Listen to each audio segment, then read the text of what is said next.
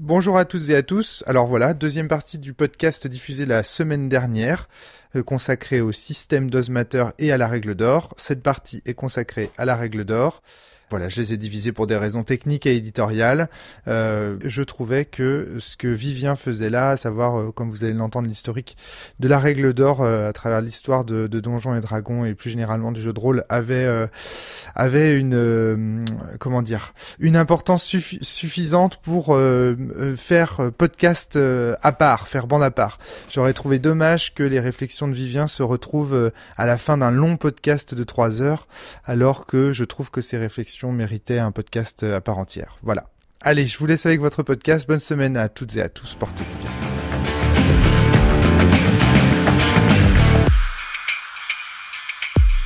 Donc tu disais j'aimerais qu'on revienne à tes articles. Ouais. Après cette longue digression. Ouais, mais bon, je pense pas que c'était inutile. Hein. Ouais, à mon avis nécessaire. Enfin, on verra. Peut-être que d'autres trouveront ça. Oh bah de toute façon. Ça, écoute, j'essaye de refaire le lien, parce qu'à un moment j'avais pensé à un lien avec la règle d'or, et j'essaye de m'en souvenir. Pour moi, en fait, si je pense que je vais réussir à faire le lien, mais j'espère réussir à faire le lien. À un moment ou un autre, on a parlé de la règle d'or, donc je sais que Doc Dandy avait beaucoup hurlé sur la règle d'or, et pour moi, il y a deux façons de la voir. La règle d'or, donc, c'est l'idée que ce qui compte le plus avant les règles, on va dire, c'est le bien-être de la partie, entre guillemets. Le problème étant bien sûr que c'est très vague, le bien-être de la partie, qui décide de ce qu'est le bien-être de la partie, etc. En général, c'est le MJ, puisqu'il a plus d'autorité, plus de pouvoir, donc après, il y en a qui en abuseront sans doute, d'autres qui croiront bien faire, mais pourront peut-être faire mal, d'autres qui seront peut-être plus collaboratifs, etc. Ça ouvre la porte à beaucoup de choses, du bien comme du mal, en fait. Ouais. Et du coup, on se retrouve avec deux exemples. Doc Dandy, je crois, je vais essayer de pas trop déformer, je pense, de ce que j'ai compris de lui. Son problème, c'est par exemple quelqu'un qui propose une partie qui dit on va jouer à Vampire. Et là, tu dis ah cool Vampire. Je me souviens, j'ai lu le bouquin, c'était vachement bien, j'aime bien les règles. J'ai envie de jouer un toréador un peu sombre, machin. S'il y a un peu de combat, comme dans tous les jeux de rôle, ça ira. Mais voilà quoi, je sais à peu près où je vais. Et là, il tombe sur un jeu où le MJ, parce qu'il a la règle d'or et parce que, comme disait Jérôme, le MJ a toujours raison et qu'il est dans cette culture, il va dire ah ouais mais les règles c'est trop naze, je les ai virées, en fait je les ai remplacées par des règles de Stormbringer et en fait j'ai changé les règles d'initiative, du coup voilà. Tes points en célérité tu peux te les carrer. Non, mais là on rigole hein. Mais ça non, mais c'est quand j'ai commencé le jeu de rôle c'était la norme, ça, ce qu'on est en train de dire. Moi j'ai fait des parties de RunQuest avec les règles de Rêve de Dragon dans l'univers de en faisant le donjon comment ça s'appelle, le temple du mal élémentaire. Donc autant dire qu'au final le mélange commençait à piquer sévère parce qu'il y avait beaucoup de combats avec un système qui est très mauvais pour les combats dans un univers qui est complètement différent. Donc à la fin il y avait des trucs sympas hein, dans la partie malgré tout, mais c'est vrai que tu es en droit, on va dire, de t'agacer un peu, voilà. Et je sais plus ce que je voulais dire là-dessus. Enfin bref. Donc le mec qui arrive, on lui dit tu vas jouer à Vampire et il joue avec le système de Stormbringer. Oui voilà, j'avais des exemples, genre tu lis le bouquin de Loup-garou, tu dis ah oui c'est des éco-terroristes, c'est cool, je trouve ça vachement important la nature et tout, et tu te retrouves en fait, le scénario c'est tu montes dans un ascenseur, il y a des démons qui tombent toutes les 5 minutes et tu dois les latter jusqu'à la fin de la partie. Ça aussi c'est un exemple tiré de faits réels. Voilà. Bon, ça fait plaisir. T'as des trucs comme ça où bon, tu dis quand même, j'ai un peu perdu 4 heures de ma vie. Alors il y en a qui l'ont très très très mal vécu et qui ont encore des soubresauts aujourd'hui rien qu'à l'idée. D'un autre côté, moi ça m'est arrivé d'autres choses, c'est-à-dire par exemple, je fais une campagne de loup-garou qui se passe très bien. On joue avec les règles à peu près, on joue avec un setting de loup-garou et puis vers la fin, on se fait un combat contre un ver géant et là les règles commencent un peu à tirer un peu quoi, parce que le monstre géant c'est vas-y jette tes 10 dés, maintenant ok t'as touché, jette tes 10 dés plus tes 6 dés de succès, ok lui il encaisse, maintenant il jette ses 10 dés plus 5 et ainsi de suite et tu le ronges un point de vie par un point de vie sachant qu'il en a 37, enfin tu vois quoi. Et là tu dis et là le MJ dit écoutez là ce que je vous propose c'est clairement vu le système il tient pas la route, on va passer en mode narratif. Et là tu fais la fin de la séance en description, tu décris les coups machin et à la fin tu gagnes quoi, puisque là quand tu passes en mode narratif à la fin tu gagnes quoi. Voilà à la fin tu fais ton combat épique sauf dans de un fin. jeu de Thomas Munier où à la fin tu perds. Et ça, c'est un effet de la règle d'or, quelque part. Ouais. Tu vois, et c'est un effet plutôt positif. Et quelque part, toi-même, t'as ça dans le sens aussi, un petit peu. Bien sûr. Voilà. Si c'est cohérent, ça passe. C'est ça. Ouais. Sens néant. Typiquement, si tu joues les règles telles quelles pour les combats contre les maîtres irritants, tu vas te faire chier à un moment, quoi. Sauf si t'as la technique optimisée, peut-être, en appelant tous tes amis de la forêt pour te booster ou un truc comme ça. Mais je veux dire, c'est quand même l'idée. Toi-même, tu le disais, une fois que t'as mis un premier coup, tu passes en ellipse. Bien sûr. Et voilà, quoi. Et ça, c'est une règle d'or pour moi. Ouais. Je comprends parfaitement. Alors la règle d'or, historiquement, elle vient de Vampire la Mascarade. Ouais, en fait, c'est un héritage de Donjons et Dragons. Si tu veux, j'avais des citations de ça. Mais apparemment, le fait de l'appeler règle d'or... Ouais, ce serait le monde des ténèbres, en fait. Mais le problème, c'est qu'en fait, j'en ai comparé, et entre Vampire 1 et Vampire V2 en anglais, déjà, il y a une modification de la règle d'or. D'accord, ok. En tout cas, voilà, c'est ça. Alors, je crois que ok. Je pense que tu fais une petite confusion sur la différence entre adapter des règles données à une situation donnée et la règle d'or. La règle d'or, on s'en fout de tout, quoi.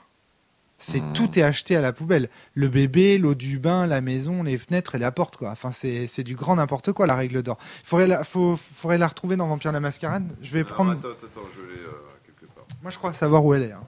Je peux te lire, du coup. Alors, en gros, dans Donjons et Dragons, au tout début, c'est, en gros, ces règles ont pour but de servir de ligne directrice. Il n'existe pas de maître du donjon qui gère leur donjon de la même manière. Vous rencontrerez forcément des situations non couvertes par les règles. Donc tout ça c'est la règle. Vous pouvez inventer des règles. C'est pas tout à fait la règle d'or telle qu'on l'a décrite. 1981, donc une autre Donjons et Dragons. En un certain sens, une partie de D&D ne comporte pas de règles, seulement des suggestions. Aucune règle n'est inviolable, surtout si l'ajout ou la modification encourage la créativité et l'imagination. Tu vois, ouais. Donc déjà, tu vois, c'est déjà quasiment la règle d'or de... Ah ouais, d'accord. 1979, ça c'est encore Donjons et Dragons, ça c'est Advanced Donjons et Dragons. Ce qui compte vraiment, c'est l'esprit du jeu plutôt que la lettre des règles. Ne vous arrêtez jamais à la lettre et ne laissez jamais quelques pinailleurs de première utiliser des extraits du livre des règles contre vous, si cela va à l'encontre de l'intention apparente du jeu. Là, tu vois, il y a un autre, mais là c'est, il y a une vraie différence en fait entre la continuité de Donjons et Dragons. C'est-à-dire des nouvelles éditions de l'ancien Donjons et Dragons et le AD&D qui est en quelque sorte Gary Gygax qui revient sur le devant de la scène et qui dit oh là. Il y a quand même mon jeu quelque part, il y a quand même une intention derrière, mais quand même qui laisse. Ça me rappelle mes campagnes nulles. Ah, c'est génial que tu nous aies retrouvé tout ça, Vivien. Franchement. Ouais, c'était pour l'article que j'ai pas fini. Je suis vraiment content. Et alors, Vampire première édition du coup. Alors, sachant que la plupart c'est des traductions de moi, donc j'ai essayé quand même de faire ça un peu chiadé, mais voilà, il y a toujours une petite part possible de... Les règles de base de Vampire ont été conçues pour être simples et flexibles. Simples afin que les principes de base puissent être compris très facilement, même par quelqu'un qui n'a jamais joué à ce type de jeu avant. Flexibles pour pouvoir couvrir la plupart, sinon toutes les possibilités offertes par un jeu s'inscrivant dans l'art du conteur, j'ai gardé la traduction, et fournir un système de résolution raisonnable et crédible dans la majorité des circonstances. C'est à vous de présenter les règles de façon à ce que les joueurs comprennent leur fonctionnement, tout en étant capable de les utiliser avec assez de souplesse pour permettre des scènes et des rencontres à la fois réalistes et dramatiques. Alors, en tant que conteur, vous allez rapidement développer votre propre style. Cela dépendra en partie de votre personnalité et de vos préférences, mais reflètera également les goûts de vos joueurs. La grande étendue des styles possibles sera mieux illustrée par le recours à deux archétypes représentant les deux extrémités d'une même échelle. Tous deux sont exagérés et vous finirez probablement quelque part vers le milieu. Ça, c'est la première édition de Vampire en anglais. Donc les deux archétypes, c'est l'avocat des règles, à un bout de l'échelle. Ce type de conteur insiste pour faire des jets de dés à tout propos, applique les règles à la lettre aussi souvent que possible. Si un personnage est assis sur une chaise, l'avocat peut demander au joueur de faire un jet de dextérité pour éviter de tomber. On frappe à la porte, test de perception pour voir s'il l'entend. Tout cela est ridicule, bien entendu, mais montre à quel point ce type de comportement peut se révéler extrême. Autre bout de l'échelle, le compteur libre. Pour ce type de compteur, l'histoire prime surtout. Les dés ne sont lancés qu'occasionnellement et uniquement pour le son agréable qu'ils produisent. En fait, le compteur décide sans dés de ce qui va passer et guide les joueurs comme s'ils lisaient un livre. Les actions du personnage peuvent diriger l'histoire, mais c'est le compteur qui décide du résultat. Ce à quoi ils ajoutent quand même, en tant que jeu, Vampire tend davantage vers la forme libre que vers celle régie par les règles. Ces dernières sont là pour vous aider, pas pour décider à votre place. Les joueurs devraient cependant bénéficier du maximum de liberté et ne jamais avoir le sentiment que leurs décisions et leurs actions ne font aucune différence. Ça, c'est vraiment Vampire première édition, quoi. C'est 1991. En fait, la règle d'or, elle a un point commun à chaque fois, moi, je trouve. Enfin, il y a toujours un point commun qui est, en gros, on vous file des règles pour gérer plein de situations. Ouais. Donc là, les règles sont vraiment donc des mécaniques de résolution. En l'occurrence, ça c'est pas n'importe quoi comme règle. C'est vraiment des mécaniques de résolution pour résoudre plein de situations. Et en fait, n'utiliser que celles qui sont pertinentes dans le cadre de l'histoire. Et c'est ça qu'ils disent. C'est ça. En gros, c'est ça. Donc quelque part, voilà. Et juste après, ils vont plus loin. Ils vont quand même jusqu'à dire qu'il est possible des fois d'ignorer les règles une première fois. Que c'est un acte. En fait, allez, je vais le dire comme ça. Vas-y. En fait, la règle d'or, on ne devrait pas l'appeler la règle d'or, on devrait l'appeler la règle de résolution d'or. Parce qu'en vérité, ce n'est pas une règle au sens où là, on en a parlé depuis le début de ce podcast. Oui, effectivement. Enfin, en tout cas, c'est pas un système. Voilà, exactement. Parce que justement, c'est une règle au sens de... C'est une règle qui régit l'utilisation du système de résolution. Donc, cette règle d'or porte sur ce que j'appelais le système de résolution. Vous vous souvenez de cette vieille distinction que je faisais entre le système de jeu et le système de résolution ? D'ailleurs, à ce titre, appelant ici le système les règles. Intéressant ça aussi, hein. Comme quoi la confusion entre règles et système chez moi. Oui, on pourrait dire règle de résolution. Mais... Voilà, exactement. Mais tu vas faire un bref. Après, je sais pas à quel point quand on écoute Maxime raconter sa fin de Sens Cosmo dans les podcasts sur les quadriades Cosmo, c'est pas vraiment une règle d'or parce qu'il fait plus du tout appel au système lui avec sa règle d'or. Il laisse vraiment la créativité de chacun s'exprimer autour de la table. Ça dépend. Si le système c'est la nature élémentaire des écoles de foi dans Sens Néant par exemple. Il la respecte à fond, ça je peux te le garantir. Oui, je pense que la règle d'or, c'est pas à mon avis annuler complètement l'univers du jeu. L'univers du jeu, c'est ça. C'est-à-dire que la règle d'or ne s'applique que sur les règles qui portent sur le système de résolution, mais les règles liées à l'univers, par exemple le fait que les toréadors soient des artistes figés pour l'éternité, des artistes ratés, etc. Ça, la règle d'or ne s'applique pas sur ces données-là. Ça veut dire qu'il y a quand même tout un tas de. Tu pourrais l'appliquer, mais c'est vrai que c'est pas compris dans la. Enfin, c'est pas voilà. C'est que tu l'as expliqué, c'est très. Non, c'est ça. Ils en parlent pas. Je pense que dans le paradigme du jeu traditionnel, tu peux toujours tout remplacer. Les théories, il y en a plein de différents. Parce qu'en réalité, à l'époque, il y avait une distinction entre les règles et l'univers. Oui. Et en fait, ça, c'est un vieux truc, ça, en fait. Donc, en fait, là, à l'époque, on distinguait règles et univers. Donc, forcément, la règle d'or disait n'utilisez que les règles de résolution utiles au bon déroulement de votre partie. Moi, maintenant, je traduis ça en langage récent, moderne, où on sait que les règles, maintenant, vont justement de la façon dont le MJ se positionne autour de la table à quand on lancera un jet de dés.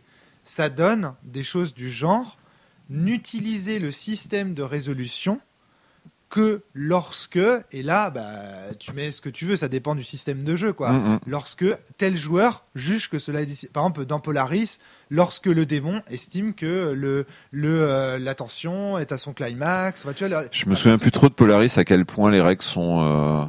contraignantes ou pas, tu vois. J'avoue que j'aimerais pouvoir prendre cet exemple, mais comme je m'en souviens plus.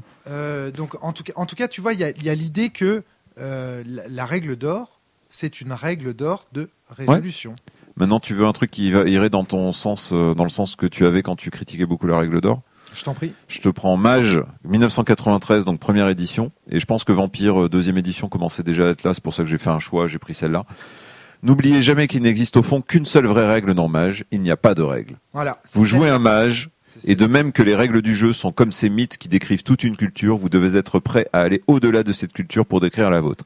Alors c'est un peu plus ambigu quand même que ça, mais il y a quand même ça. Vous devriez faire de ce jeu ce que vous voulez qu'il soit. Si les règles vous barrent le chemin, ignorez-les ou changez-les. En fin de compte, toute la complexité et la beauté du monde réel ne sauraient être saisies par une poignée de règles. Il faut des histoires et de l'imagination pour y parvenir. Vous trouverez donc ici moins des règles que des lignes directrices, des guides que vous êtes libre d'utiliser, de trahir, d'ignorer ou de changer selon votre volonté.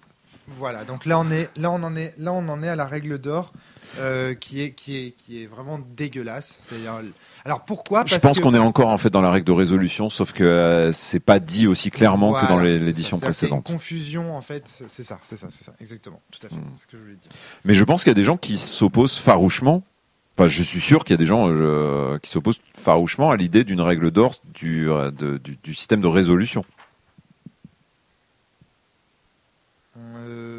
clairement. Enfin, pour moi, c'est une évidence qu'il y a des personnes qui s'opposent farouchement, qui veulent justement. Enfin, il me semble que ça a été quand même pas mal défendu malgré tout. L'idée que les règles, on peut pas les changer comme ça, tu vois, sur un coup de tête, en cours de partie ou en discutant. C'est parce que les systèmes de résolution ont changé. Alors voilà. Alors pourquoi ? Alors oui, très intéressant ça. Pourquoi ? Parce que avant, on avait l'idée qu'un système de résolution réglait des interactions entre deux objets fictionnels. Typiquement, un personnage fictionnel et une porte fictionnelle à crocheter. D'accord ? Donc on avait dans l'idée que le système de résolution... Pourquoi ? Parce qu'on avait une vision, je pense, un peu vidéoludique du jeu de rôle, ou en tout cas simulationniste au sens ancien. Au sens on simule un univers virtuel avec une physique. Avec ce fantasme de la réalité virtuelle qui hantait les esprits. Oui. Et alors donc du coup on avait cette idée que le système de résolution résolvait en fait des conflits qui avaient lieu entre des objets fictionnels, alors qu'aujourd'hui les systèmes de résolution sont en fait des manières de dire quelle proposition va être acceptée dans le contenu fictionnel malléable de la partie. Autrement dit, les systèmes de résolution aujourd'hui résolvent des conflits, certains systèmes, les jeux modernes, résolvent des conflits plus... L'OSR est pas tout à fait... voilà, excuse-moi, justement. T'as raison de me reprendre. Mais je suis pas sûr que tous les tradis, en plus, non, même modernes, même récents, soient dans cette... Mais effectivement, c'est-à-dire qu'on a on tend vers ça. Alors, en tout cas, il y a une bonne partie maintenant qui... qu'on est en train de résoudre, c'est quelle proposition va être validée, et du coup, on est plus dans la résolution d'un joueur par rapport à un autre, on est plus dans qui va avoir raison, tu vois, qui va l'emporter, ou en tout cas, quelle proposition va être validée. Ou à la rigueur, quelles péripéties vont arriver pour quelle direction va prendre l'histoire, quel rebondissement, Donc, en fait, ce qui se passe, c'est que la compréhension de la règle d'or, mais ça, c'est génial, le travail que tu viens de faire, là, Vivien, de comment dire, recontextualiser en fait les énoncés de la règle d'or est très important parce qu'il nous permet de mieux comprendre en fait ce que les gens voulaient faire. C'est qu'en fait ils avaient conscience des limites de leur vision simulationniste des choses. Et simulationniste ici pas au sens de Ron Edwards, simulationniste au sens de simulation réalité virtuelle. Ils disaient non mais en fait si on voulait vraiment tout, d'ailleurs il y a un passage qui c'est dit noir sur blanc dans le truc de Mage. Voilà, c'est ça. Des règles peuvent pas simuler la beauté du monde. Oui. Oui, exactement. Ouais, c'est ça. Ouais. Et puis il faut se souvenir que Vampire, c'était déjà le moment où on commençait à introduire l'idée que on était quand même. Vampire est un petit peu le cul entre deux chaises en fait. C'est-à-dire que à la fois on voudrait raconter une belle histoire, mais en même temps on admet quand même que les joueurs ont leur mot à dire de manière importante dedans. Que les règles sont là, donc du coup bon, déjà on va dégager un peu les règles et dire si les règles vont à l'encontre de la décision de tout le monde, ça va être pas terrible. Puis après, on se retrouve avec un meneur qui a une histoire à raconter, des joueurs qui ont peut-être envie d'aller dans un autre sens. Et bon, c'est là où on sentait que le paradigme était un peu branlant à ce niveau-là, quoi. Mais en fait, alors, la règle d'or, c'est pas les joueuses font n'importe quoi avec la base. C'est pas ça la règle d'or.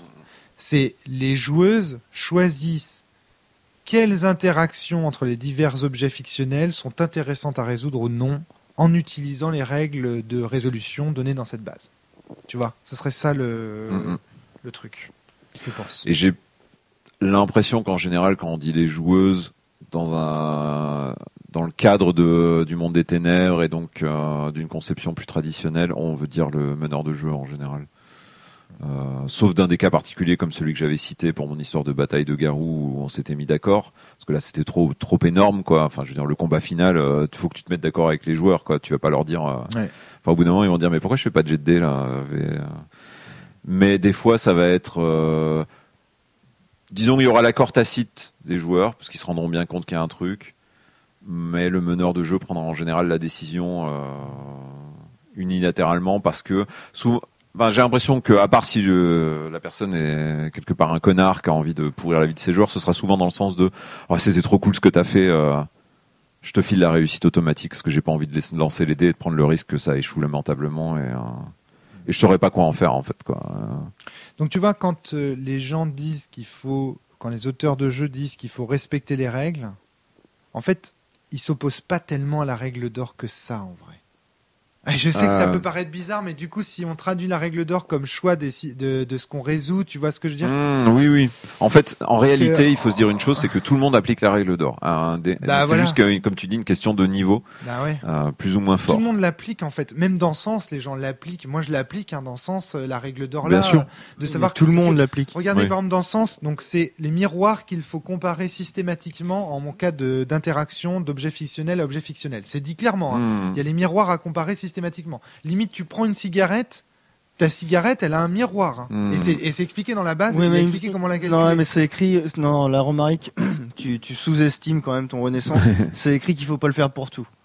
Oui, mais justement, ça, c'est la règle d'or. Non, c'est écrit dans le manuel qu'il faut pas le faire pour de l'interaction non utile. Mais même, sans parler de règle d'or ou quoi, il y a, comme disait Vivien tout à l'heure, les règles que même de bonne foi on oublie et tout ça, quoi. À un moment, oui, non, on peut. C'est juste que règle d'or ou pas. Peut-être que dans ce sens, la règle d'or est mieux formulée, on va dire, mais elle est là. Mais elle est là. C'est ça en fait que veut dire Vivien, je pense. Je crois qu'on a tous vécu cette situation, tu sais, où un joueur met une torgnole à un autre joueur, enfin un personnage met une torgnole à un autre personnage joueur. Tu sais, juste en mode, il y en a un qui l'insulte, je te mets une claque. Et puis t'as ce MJ qui te dit, vas-y, fais un jet de dés. Mais non, mais enfin, je vais pas lui mettre un pain. Enfin, j'ai une force herculéenne, j'ai puissance. Si je lui mets un pain, je lui décale la tête.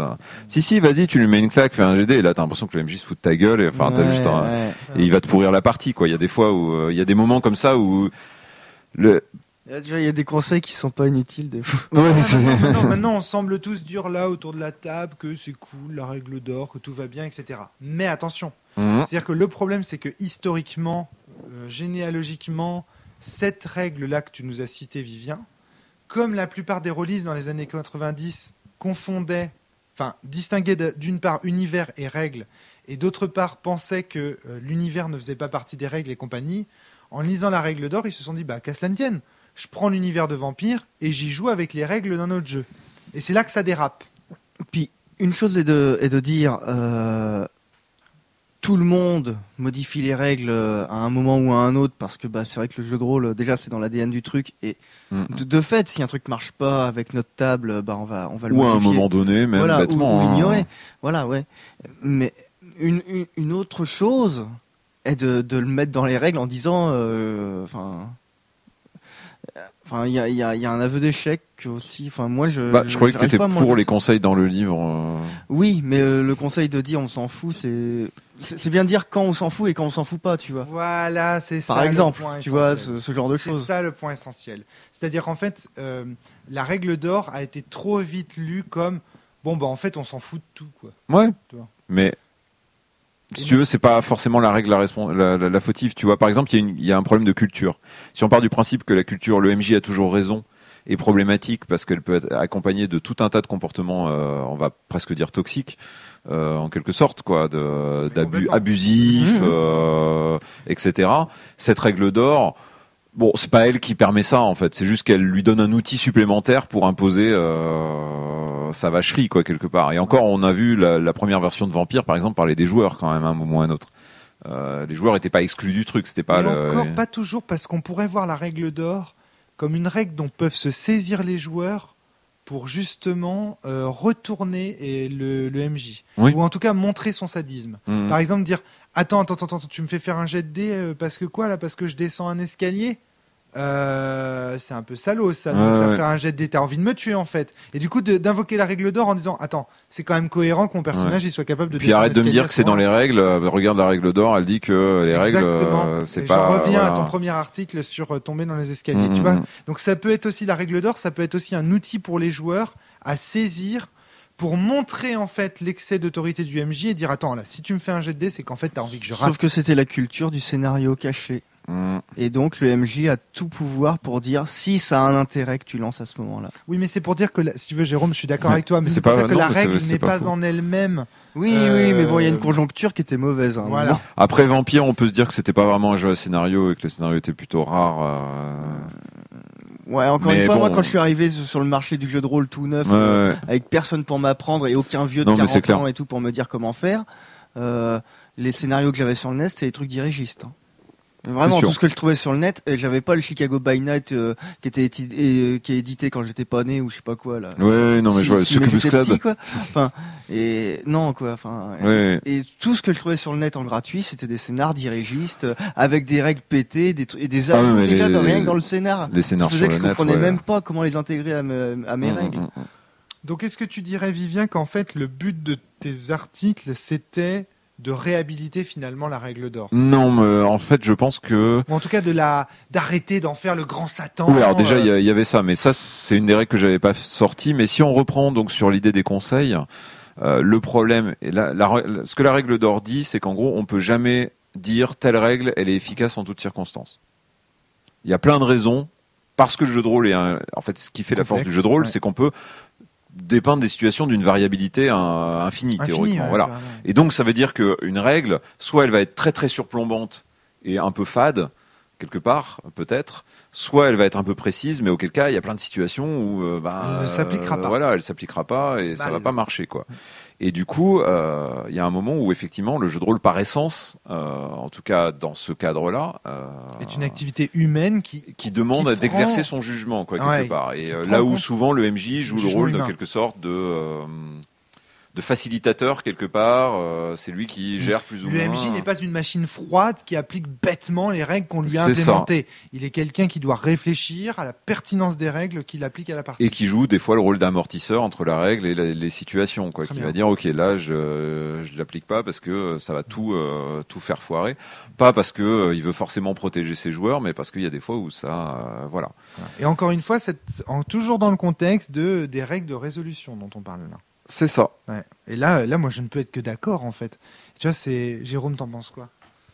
Moi, je peux être que d'accord, là. Moi, je vois pas comment m'opposer à Vivien en disant non, pas du tout. Le MJ doit appliquer les règles de l'Union européenne. Non, oui, dit comme ça, c'est sûr, ouais. Tu vois ce que je veux dire? Là, il y a un côté... Par contre, du coup, la règle d'or trahit quand même une abondance de systèmes de résolution inutile, ou en tout cas elle trahit le fait que la volonté de voir dans le jeu de rôle une réalité virtuelle est un échec. Non, quelque part. Je me dis un échec acté depuis Donjons et Dragons, quoi, donc depuis le début en fait. Je me dis qu'il y a des jeux, comme on disait au début du podcast, très dirigistes et tout, là, très... Toboggan. Voilà, toboggan, là, quasiment... Participationniste, presque. Ouais, voilà, checkpoint game. Ah oui, checkpoint game. Ah putain, du coup j'ai perdu ce que je voulais dire. Checkpoint game, pouf. Ah non, j'ai perdu, tant pis. Ce qui est intéressant, c'est que les jeux à l'époque, comme ils voulaient refléter une réalité virtuelle, il fallait par contre que toutes les situations puissent être envisageables. Ouais. Soit gérées par les règles, soit gérées par le MJ en mode et les joueurs en mode description et puis on saute les règles quoi. Là où maintenant peut-être ce qu'on accepte davantage en mode après la forge, c'est de dire c'est pas possible. Dans cette scène-là, il n'y a pas de combat. Ouais. Et oubliez les combats, vous gérez le truc comme vous voulez, mais par contre, vous ne ferez pas de combat, il n'y a pas de règle pour ça. Et ça y est, du coup, c'est bon, je viens de me rappeler. Cool. En fait, il y a tout un tas de jeux, donc notamment avec Checkpoint Game, où, en fait, cette agentivité, tu t'en fous. En fait, le but, ça va de te faire éprouver une mécanique ou une scène, ou les deux, de manière très précise et en mode mais arrête avec tes trucs, là je veux te faire expérimenter un truc et au pire si tu veux explorer l'infini champ des possibles, et bah tu iras jouer un jeu avec règle d'or plus tard, mais là ce que je te propose c'est un Northeast, c'est à 10 étages et à chaque étage tu lances une pièce, un jeu dont je t'avais déjà parlé, qui se joue à 2 et dont je proposerai sûrement un test un jour à la cellule. D'accord, ok. Qui a été créé dans le cadre d'un défi de 48 heures sur une des filiales de 4chan. Enfin, un des 4chan. Mais en gros, ce que tu es en train de dire là, c'est que en fait, les jeux aujourd'hui ne sont pas des expériences qui veulent être totales. Elles ne veulent pas émuler un monde. Elles veulent te faire ressentir une expérience qui va dans un sens donné. Voilà, il y a des jeux dans lesquels la règle... Enfin, après, il y a des jeux qui sont entre deux. Et il y a des jeux qui vont être, de ce que j'ai cru comprendre, plutôt comme la clé des nuages, qui vont être complètement très libres, sans dire complètement règle d'or, parce que ce serait bizarre de dire ça. mais qui vont être très libres, et de l'autre des jeux très resserrés qui vont dire vraiment teste cette mécanique. Bah c'est la clé des nuages ou la clé des songes? Non, c'est la clé des nuages. La clé du nuage. La clé des nuages est justement pour moi correspond à ce que tu disais sur le jeu d'expérience. C'est Félix Bérou. D'accord. C'est vraiment très très. En fait, c'est comme prosopopée, tu vois, les possibilités sont infinies. Mais c'est des infinis dans un certain cadre très précis quoi. D'accord, il faudrait que j'essaye un jour. C'est un mage qui doit explorer un endroit et ça se passe suivant. Il y a des questions, il y a une question précise à poser. Et après, une fois que tu as posé ces cadres-là, l'intérieur est complètement libre, mais t'es quand même beaucoup plus cadré qu'en disant c'est le monde, à vous de un petit peu quoi. Tu vois, c'est marrant, mais j'ai la sensation. Alors. Je vais dire un gros truc, mais je pense que ça va vous faire réagir. J'ai la sensation que c'est moins une trahison de jouer à Vampire avec le système de Cthulhu, par exemple, parce que c'est deux jeux qui sont de la même époque et qui ont une vision du système de résolution un peu identique, que de jouer à Dogs in the Vineyard avec le système de Vampire. Vous voyez où je veux en venir ? C'est-à-dire qu'en gros, comme tous les jeux qui avaient dans l'idée qu'un jeu de rôle, ça devait être un univers d'une part, un système de résolution d'autre part, tous ces jeux-là ont des systèmes de jeu qui peuvent éventuellement être interchangeables. Ouais, mais en fait, tu vois bien que c'est pas le cas. Non, c'est pas le cas. C'est ça la limite de ta comparaison, mais en fait. Alors que un jeu, oui, mais en fait, ça nous permet de distinguer les jeux de rôle que je dis traditionnels des jeux de rôle que j'appelle modernes parfois. C'est qu'on voit bien que dans un jeu de rôle moderne, on peut pas y jouer avec le système de Vampire parce qu'il n'y a plus cette distinction aussi claire entre le système de résolution et le système tout court. Ce qui fait que, de fait, la règle d'or ne peut plus s'y appliquer comme avant. Est-ce que tu vois le... Ouais, mais en fait, je suis pas vraiment d'accord en réalité. Parce que j'ai l'impression que Dogs in the Vineyard... À un moment, j'étais vraiment très... Oh, tu joues à Dogs in the Vineyard sans les règles, mais quel intérêt Et en fait, mais bon, là, ça dépasse le cadre de cette discussion, je pense, sur mon questionnement d'interrogation sur les règles. Je me demande à quel point le cadre de jeu, par exemple, de Dogs in the Vineyard n'est pas déjà en soi une règle tellement forte que les règles sont... en fait, les règles viennent rajouter, mais si on les enlève, on joue quand même encore un petit peu à Dogs in the Vineyard, en fait. On m'a souvent dit ça de sens aussi. Est-ce qu'on peut pas cadrer la règle d'or plutôt que de simplement la balancer comme ça au crocodile? Je pense au jeu Apocalypse. Alors je vais citer le premier Apocalypse World, mais quand on me dit voilà tes moves de MJ et tu ne peux faire que ces trucs-là, comme les joueurs en fait ne peuvent faire que leurs moves plus ou moins. Et donc là je regarde mes moves, je regarde prévenir d'un danger à venir. Voilà, mets un signe d'un danger à venir. Donc ça c'est un move de MJ ça du coup. C'est un move de MJ. Et donc je sais que c'est j'ai pas 40 000 trucs, j'ai tape-les, sépare-les, fais-leur mal, montre un danger à venir, annonce-le, annonce quelque chose qui se passe hors champ. Et du coup, quand j'en choisis un, annoncer un danger à venir, je veux dire, j'ai l'embarras du choix, quoi. Là, je fais le café, je fais ce que je veux avec une directive comme ça.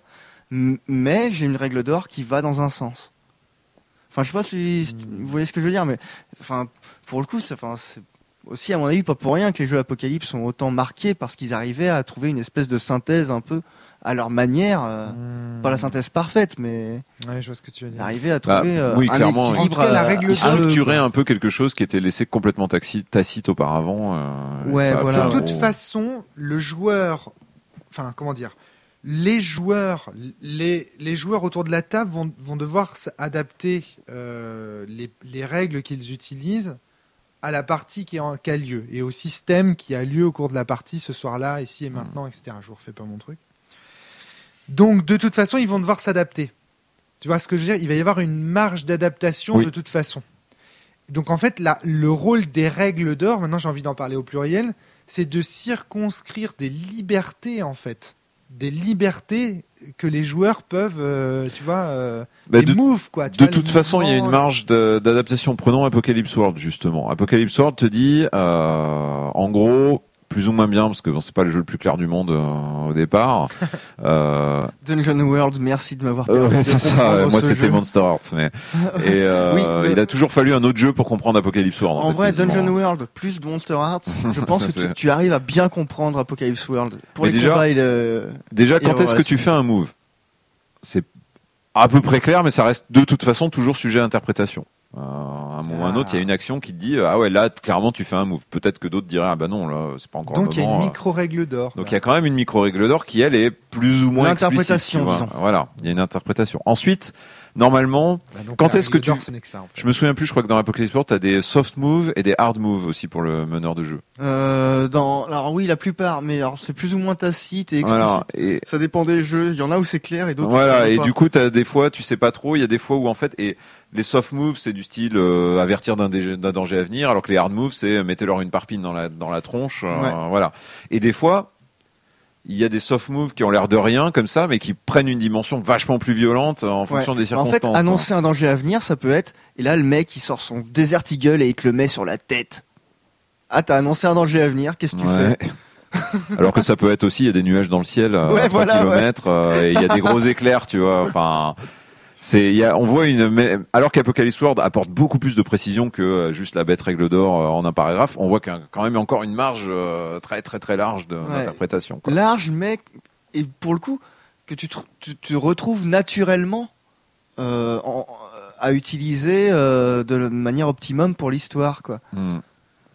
Ça semble plutôt évident et sans qu'on nous donc si en fait, la règle d'or, donc moi la règle d'or que j'ai combattue, ça n'a rien à voir avec. Mais c'est pour ça que je voulais aussi. Moi la règle d'or que j'ai combattue, c'est celle qui disait en gros, tu prends Cthulhu et puis t'adaptes quoi. Enfin, en gros, tu veux faire n'importe quoi, tu prends toujours le même système de règles, sous-entendu de règles de résolution, et tu t'adaptes.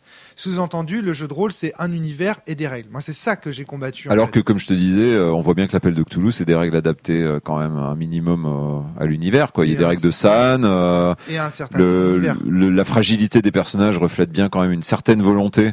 De la part des concepteurs. Évidemment. Vampire, pareil. Alors Vampire, c'est vrai qu'on peut critiquer plein d'éléments du système. Peut-être beaucoup trop de pouvoir de surbourrin. Évidemment. Mais il y a quand même un système d'humanité. Il y a quand même des trucs comme ça. Enfin. Là, tout ce que tu es en train de dire, tu vois, tout ce que tu es en train de dire là, c'est exactement ce que moi j'entendais quand je disais système d'Osmater. C'est-à-dire, en gros, le système de résolution que vous utilisez pour émuler un univers, au départ, eh bien, il a du sens, quoi. Donc on est bien loin du système d'Osmater que je décrivais avant, tu vois, ça a évolué.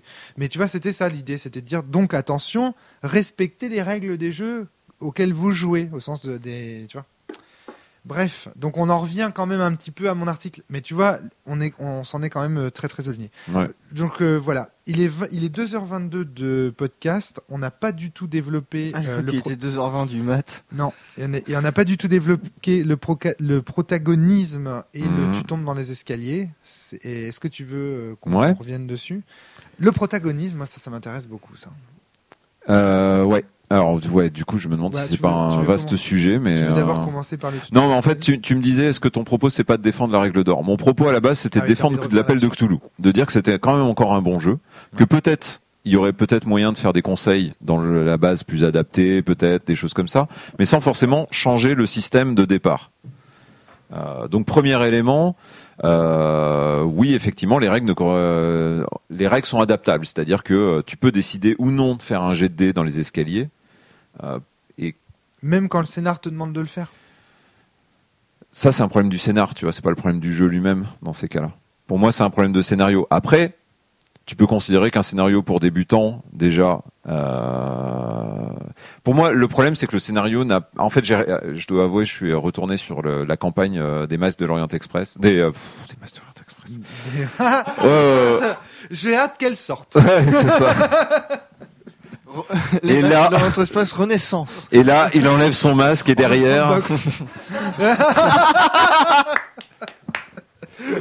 Ok. Et je me souviens plus. Terreur sur l'Orient Express. Terreur sur l'Orient Express. Et en fait, Terreur sur l'Orient Express dit qu'en fait, tu dois faire un jet de dés dans les escaliers si tu essayes d'ouvrir, si tu te mets sur la porte qui est fermée avec 16 en force ou plus et que tu essayes de tirer dessus en croyant qu'elle est fermée alors qu'en fait elle résiste qu'elle résiste un tout petit peu mais en fait elle est fragile donc elle explose et donc tu tombes des escaliers et tu meurs en gros. Enfin, tu risques de mourir. D'accord. Ce qui est pas tout à fait tu descends des escaliers, il pleut, faites tous un jet dextérité pour voir qui meurt. C'est aussi passionnant que le tout premier Alone in the Dark. Ouais, c'est un peu c'est un peu l'esprit. Quel game design, popopo. Mais déjà, si on s'inscrit dans le paradigme avec la règle d'or, du jeu traditionnel, il y a un moment ou un autre, le meneur de jeu ne peut jamais, se dédouaner comment dire, je sais plus ce que j'avais utilisé comme mot. En tout cas, il peut pas se décharger de sa responsabilité de meneur de jeu sur le scénario. Il peut, s'il débute, évidemment, on peut pas accuser un meneur débutant de faire des erreurs, c'est normal. Mais au bout d'un moment, pour moi, le pour système. Toi, ce sont des erreurs. De quoi ? C'est intéressant. Tu viens de parler du mot erreur. C'est ce que j'allais dire, parce que par contre, est-ce que l'auteur du jeu, lui, il peut se dédouaner d'avoir écrit un truc pareil? On peut à la limite. Enfin, pas du jeu, de la campagne. On peut accuser le scénario d'utiliser un terme qui est trop coercitif, par exemple, de dire si les joueurs font ça, faites ça. Ouais. En même temps, ça fait aussi gagner de la place des fois d'être un peu direct, quoi. Si on doit à chaque fois prendre beaucoup de pincettes, on court le risque aussi d'une inflation des mots. Mais on est payé au signe, non? Non, mieux d'habitude d'être. C'est compliqué. Voilà, il y a un moment ou un autre, malheureusement, il y a une partie où on pourra plus ou moins axer sur la précaution, plus ou moins axer sur la concision. Moi, j'aurais tendance à préférer la concision, j'avoue, quitte à le mettre dans les règles de base, le truc, et après dans les scénarios à être concis, mais. Voilà, on peut toujours se dire, mais à un moment ou un autre, quand tu as fait un certain nombre de parties, tu peux plus vraiment te cacher derrière le scénario. Je veux dire, l'erreur, en fait, c'est de faire un jet si t'es pas content quand qu'un des deux résultats tombe, en fait, pour moi.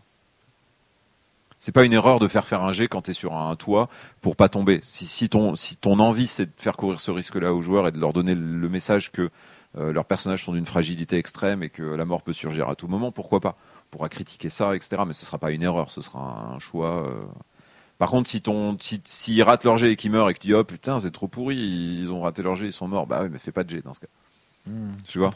Et Vincent, le Lave Chef, nous avait fait des remarques qui allaient dans ce sens aussi, en disant que dans Cthulhu, on avait tendance, nous, à la Barreau, à lancer beaucoup trop de dés, et que théoriquement, les jets de dés et de compétences ne devaient s'effectuer qu'en cas de stress extrême. Oui, mais bon, là, c'en était un, tu vois, donc du coup... Oui, non, mais voilà, c'est juste pour dire que y a plein de manières de patcher le système de résolution de Cthulhu. Enfin, non, en fait, on va le dire simplement, il y a plein de règles d'or différentes. Ouais.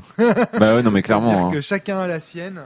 Voilà. Et alors, mais après, voilà, je suis désolé, mais moi, du coup, après, ça me permet de juger, quoi. Parce que c'était quand même la base de l'article System Does Matter.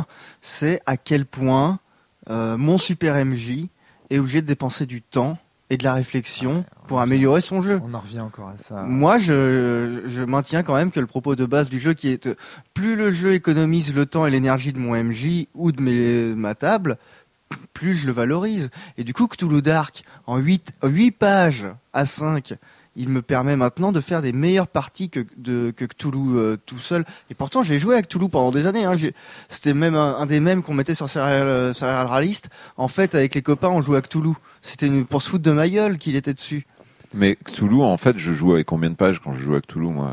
Oui, mais Cthulhu Dark, en fait, en 8 pages, il est mieux. C'est vrai, je viens de me rendre compte à 2 heures de podcast que j'ai pas présenté Jérôme, et j'ai oublié de dire que c'était quand même l'ennemi. Jérôme, je suis personne. On peut pas le savoir. Putain, saleté. Et donc, non mais je vois ce que tu veux dire. Le problème, c'est est-ce que là, on est dans un cas où le jeu nuit au MJ ou pas, enfin ralentit le MJ ou pas? Je suis pas sûr, en fait. Tu sais que il y a une réflexion qui me vient en vous écoutant là, qui est que tout à l'heure, Vivien et Jérôme, vous parliez des jeux qui conseillent les MJ, tu sais, qui leur donnent des astuces de jeu et tout ça. Et en fait, je suis en train de me dire, en fait, ces livres, ils sont d'autant, si tout ce qu'on dit depuis le début de ce podcast est vrai, ils sont d'autant plus stupides, parce que de toute façon, il y aura aucun livre qui me conseillera pour jouer avec ces joueurs-là, ici et maintenant. Exactement.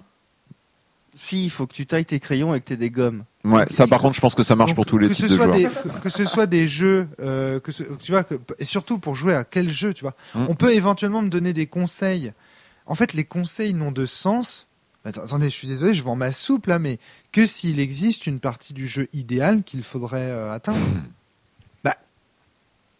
Je vois pas dans comment donner des conseils sinon. Pourquoi dans quel sens donner des conseils sinon? Tu peux toujours donner des conseils du type du type quoi? Du type adaptez-vous à vos joueurs. Du type ne faites pas faire de jet si vous n'êtes pas prêt à en accepter les résultats, par exemple. Oui, mais ça, c'est valable dans le contexte de vieux jeux comme Cthulhu, dans lesquels il y a un système de résolution. Moi, j'étais en train de parler de Cthulhu. Mais non, mais je sais bien, mais ça veut dire qu'il n'est, en aucun cas, il n'est généralisable. Tu vas pas me faire un article généraliste avec un truc tu parles des livres généralistes. Ok. Mais pour moi, les livres généralistes s'appliquent généralement à partir du moment où il y a une pratique qui est assez commune, c'est-à-dire du jeu traditionnel. À partir du moment, le jeu traditionnel, il y a quand même une masse de jeux qui fonctionne dans un sens relativement similaire, tu vois. Effectivement. C'est fini. Alors là, c'est fini. Je suis pas convaincu. Non, quand même, je suis d'accord avec Vivien. Il y a quand même. Regardez les jeux. Enfin bon, après, je pas. Non, mais pas tous, mais. Non, mais tu vois, si tu tu prends Écrime, je pense. Tu prends, genre, Aventure du genre du grenier, c'est du tradi ou pas?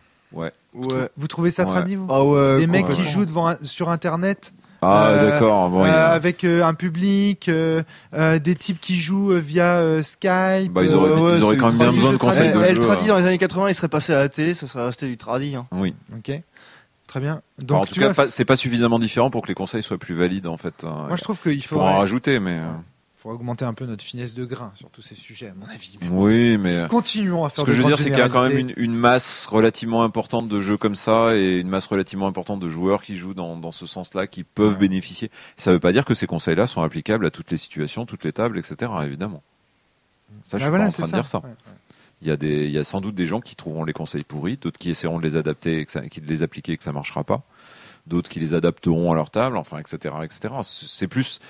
C'est pas parce qu'il y a des conseils dedans que ça va forcément être appliqué, que tous vont être forcément appliqués, tu vois. En tout cas, Vivien, tu as très bien fait le lien entre la règle d'or et le tu tombes dans les escaliers. J'ai bien compris pourquoi. En fait, c'était une entreprise de réhabiliter en fait Toulouse en disant attendez, vous êtes sévère avec le jeu. Oui. Voilà. C'est-à-dire vous allez si tu veux faire cafouiller Cthulhu, il cafouillera en fait. Voilà, c'est ça.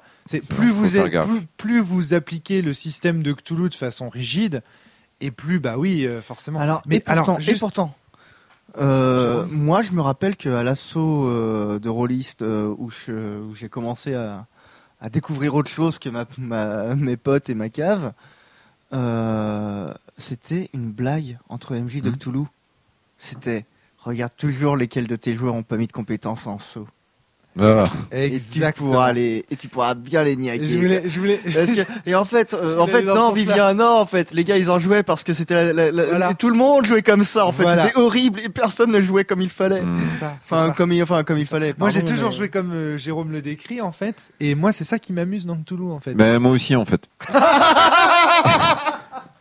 Il est génial. Non mais Cthulhu, moi ce qui m'éclatait et ça m'a fait marrer en tant que joueur comme ça m'a fait marrer en tant que meneur, effectivement. Pour le coup, j'ai eu les deux positions dans ce jeu, donc je peux pas dire, tu vois, que c'est un plaisir sadique ou alors c'est un plaisir sadique et masochiste suivant la position. Tu peux être Switch, hein. Ouais, voilà, là j'étais Switch. Et c'est vrai que c'était les morts absurdes, quoi. L'Orient Express, c'est qui s'est fait choper par le monstre par la fenêtre du train et emmené, fais ton jet avec le petit sourire, genre vas-y, raté, ouais. L'échec critique. C'est ça. Oui, c'est ça. Oui. Puis tu regardes, une chute de train, ça va faire combien de D6 ça? Et oui. Et du coup, en fait, on en revient toujours à ça. Finalement, dans le podcast de la cellule, il n'y a pas eu la critique vraiment du fait que quand tu tombes, d'un escalier, c'est relou. C'est juste que Natacha, telle qu'elle s'imaginait dans ses attentes, une partie dans l'univers de H.P. Lovecraft, c'était pas ça. Et après, qu'on ait ses attentes ou qu'on les ait pas, c'est vrai que ça peut se discuter. Il y en a qui font la même chose quand on joue à Star Wars. Et c'est vrai que moi à Star Wars, j'ai pas non plus envie de glisser j'ai pas envie d'être le mec qui glisse dans le trou du sable et qui se fait bouffer par le ver alors qu'il a pas de nom, quoi. Et là j'entends la critique de Vivien, c'est-à-dire que du coup Adrien et moi-même nous apprécions beaucoup de jouer à Cthulhu en mode l'échec, le monstre, ça nous rigole et tout ça. Et moi aussi. Hein. Et en fait du coup on a entre guillemets imposé notre système ce soir-là à Natacha qui elle aurait voulu que Cthulhu ce soit plus l'ambiance, le nanana. Et sachant que Flavie elle est à fond dans le trip Adrien, Rome, machin. En fait, c'est intéressant dit comme ça. Et donc tu vois, du coup, en fait, ce qui s'est passé, c'est qu'on a notre système de Cthulhu qui nous fait marrer, etc. Puis on a Natacha qui dit ouais mais moi j'ai pas envie de jouer à Lovecraft comme ça. Moi j'ai envie de l'appliquer autrement la règle d'or. En fait, moi j'y vois deux choses en gros. Il y a deux éléments. Premièrement, effectivement, Cthulhu est pas condamné à jouer comme ça. C'est-à-dire qu'il y a des scénarios qui sont des huis clos avec des discussions, et peut-être qu'à un moment ou un autre il y aura une bestiole, mais ce sera vers la fin et tu n'auras pas de jet où tu peux crever à tout moment, etc. Donc il y a cette possibilité-là. Les règles te l'interdisent pas en fait. D'un autre côté, j'aurais tendance à dire qu'il y a quand même énormément d'éléments dans Cthulhu qui poussent à jouer dans ce sens-là.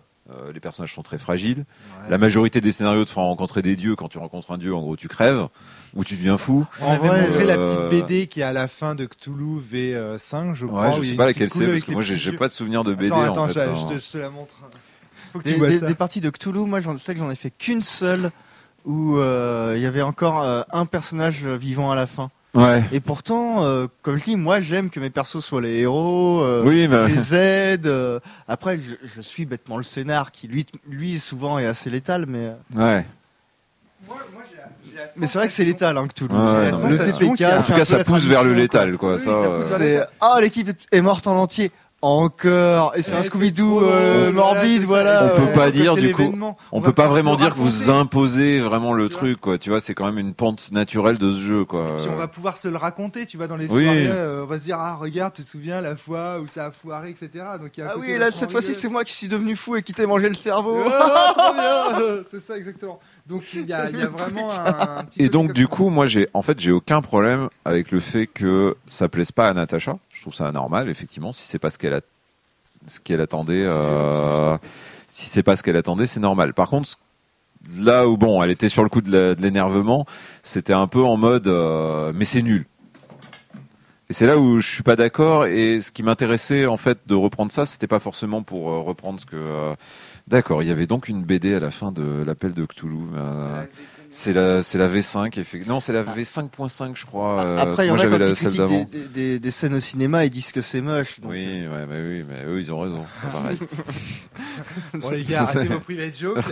Non, mais j'ai la sensation qu'il y a un système qui a émergé sur Cthulhu, qui est le Cthulhu nanar, où on fait des jets de dés, où on se marre. C'est pas forcément nanar, mais oui, il y a un côté over the top, quoi. Voilà, c'est ça, clairement. Over the top.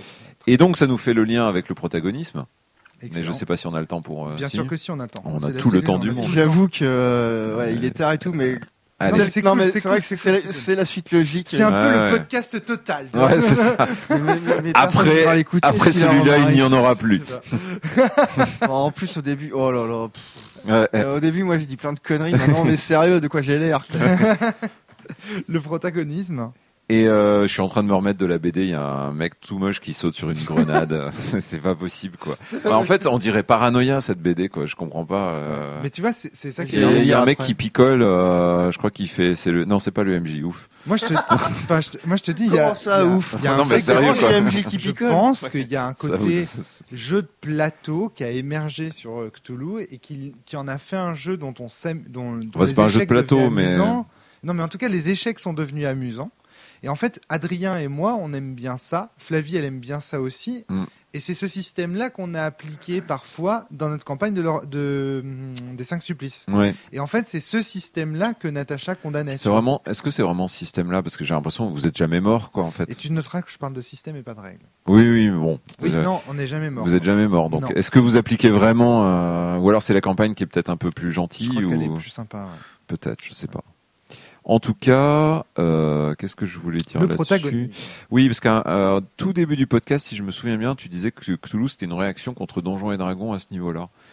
Et en fait, je suis pas convaincu. Alors, je suis en partie convaincu parce que l'OSR actuellement est très dans cet esprit Cthulhu, c'est-à-dire que surtout quand tu vois Lamentations of the Flame Princess, qui est un jeu mi-Donjons et Dragons, mi-horrifique, ou ce qu'ils appellent le funnel, qui est une espèce de mode de jeu où tu démarres avec 30 personnages et ceux qui survivront passeront niveau 1 à la fin du scénar.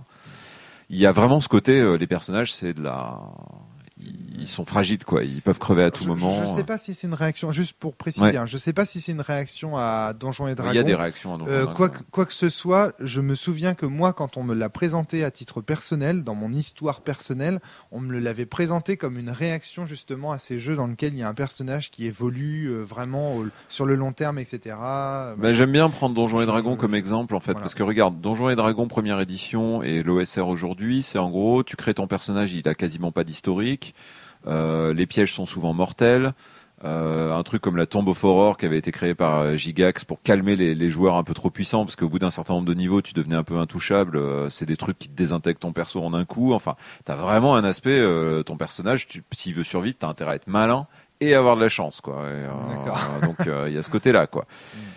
Puis arrive, notamment, il y a beaucoup de gens qui reprochent Dragonlance, qui est une campagne Donjons et Dragons, Advanced Donjons et Dragons, je crois, où là, en même temps, il y a des bouquins qui sortent, tu joues les personnages des livres un peu, enfin ça sort en parallèle, donc c'est difficile de dire qui était le premier. T'as une histoire avec des trucs à trouver, t'as ton personnage, il a des liens, dramatiques avec certains endroits, donc il faut qu'il survive pour aller jusque là. Peut-être qu'un personnage va mourir de façon un peu héroïque, tu vois. Tu sens qu'il y a une histoire un peu chouette, tu vois, à raconter, quoi. Et là, la perspective de faire un TPK, donc massacrer ton groupe dès le premier scénar. Ça commence à puer un peu, tu vois, à ce niveau-là, quoi. Ouais, ok.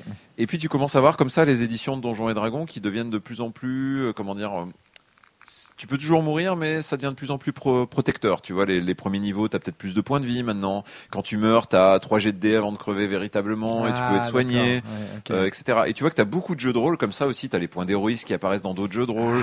Et t'as tous les jeux qui commencent à développer ce système pour empêcher la mort, en fait, en quelque sorte. Le point de destin qu'on entendait parler dans la Hullbuck. Bien sûr. C'est ça, quoi.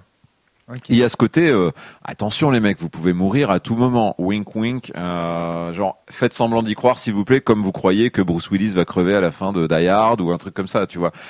Personne n'est vraiment dupe. Ça arrive de temps en temps, mais aujourd'hui, généralement, quand quelqu'un meurt dans un scénario, dans un jeu de rôle traditionnel, c'est parce qu'il a dit « Partez sans moi, je me sacrifie contre le grand méchant » ou « Je prends la bombe et je saute sur lui en l'activant » ou alors il a dit « Non, mais j'ai envie de crever, mon perso, je l'aime pas du tout, je vais bientôt partir, je me jette sur lui. » « Mais t'es sûr, tu vas crever ?»« Non, mais je me jette sur lui quand même. »« Non, mais t'es sûr, mais arrête de me sauver, bordel, je veux crever. » En tout cas, il en a discuté voilà. intrasocial. Est-ce que c'est pas aussi dû à une maturation du jeu de rôle qui s'imprègne au fur et à mesure des codes de la fiction anglo-saxon, du setup payoff, du sens donné à chaque élément de setup payoff, ça veut dire quoi? C'est le pistolet de Tchekhov, quoi. Ouais. Enfin, En fait, chaque chose, il y a des films comme ça, genre Lego Movie, quasiment chaque chose, ça va être soit un gag, soit un setup, donc une amorce pour soit une référence, soit une révélation plus tard. C'est l'école d'écriture à l'américaine, quoi. Ouais, vraiment, notamment, ça, il y a d'autres qui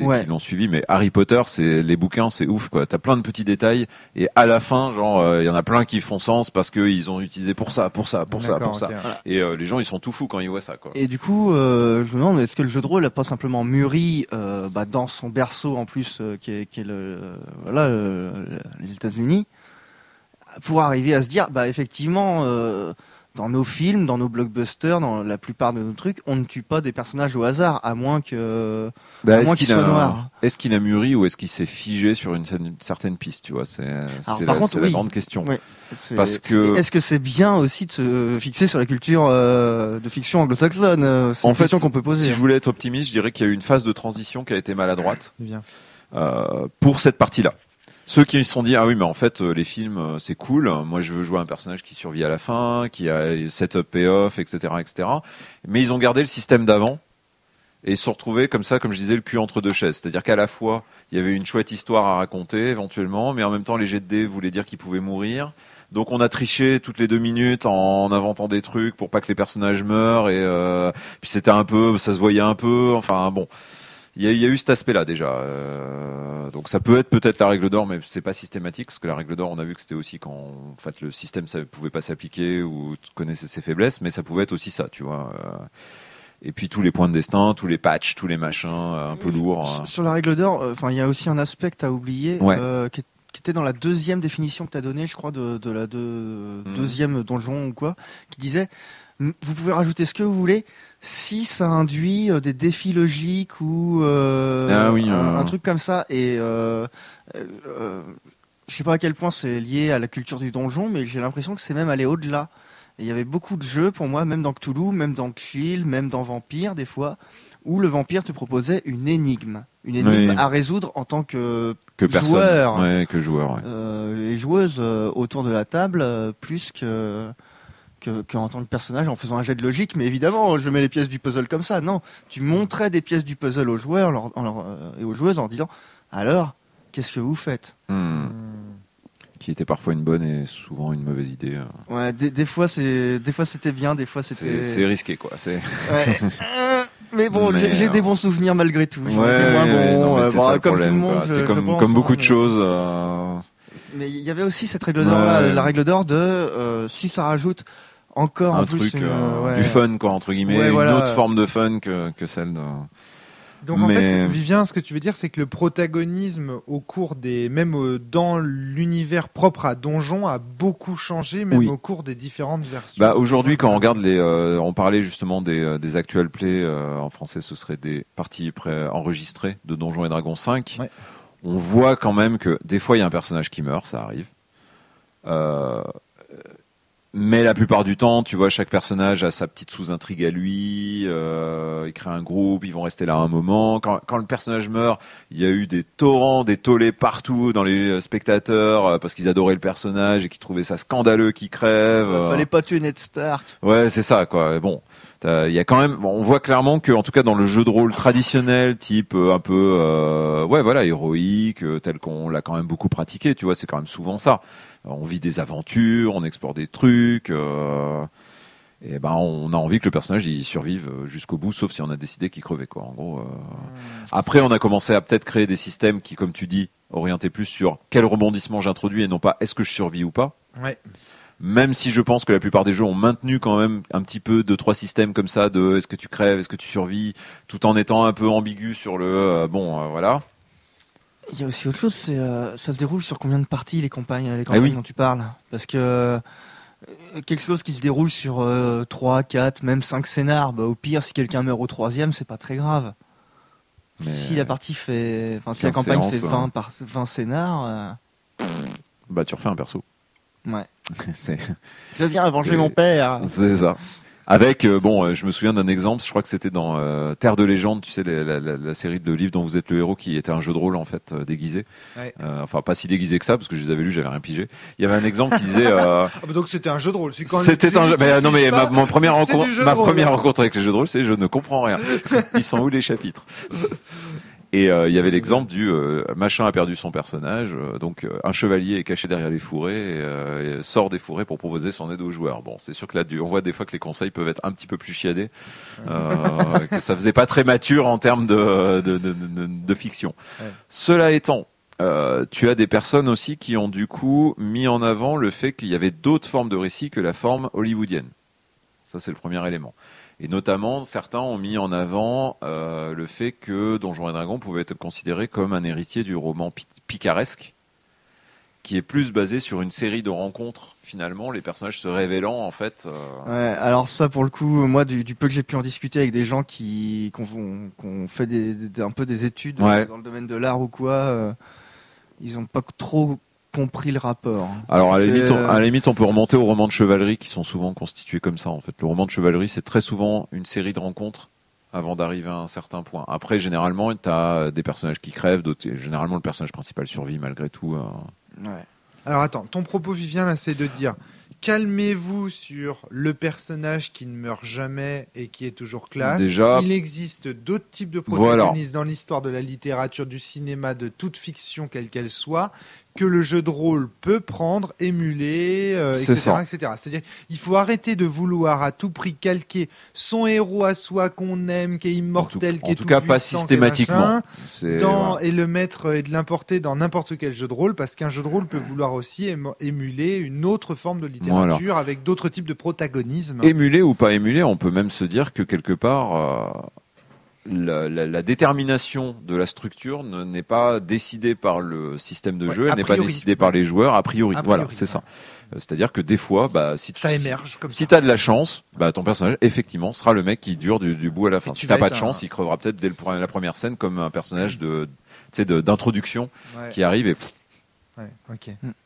Mais tu comprends pas ce que ça peut avoir de frustrant pour bien sûr que je comprends. Quelqu'un qui a une vision. Mais pour ça ce que je disais par rapport à ce que disait Natacha par exemple, c'est que d'un côté je comprends tout à fait ce qu'elle veut dire, de l'autre je veux pas qu'on puisse dire que c'est nul en fait. C'est juste que il faut accepter si tu joues à ce jeu-là a priori, ou alors tu as deux possibilités, soit tu demandes au MJ de réserver les jets de dés pour des moments où vraiment Là encore, quand Natacha dit c'est nul, elle ne veut rien dire d'autre. Oui, ça mais ne correspond pas. Moi, en fait, je me demande à quel point ça vient pas de pourquoi est-ce qu'on vient jouer. Oui. Parce que Natacha, elle dit quelque chose là-dessus, j'aurais tendance à la rejoindre. Elle vient pour jouer un type d'histoire. Ouais. Alors qu'il y a des gens qui viennent pour jouer. Mmh.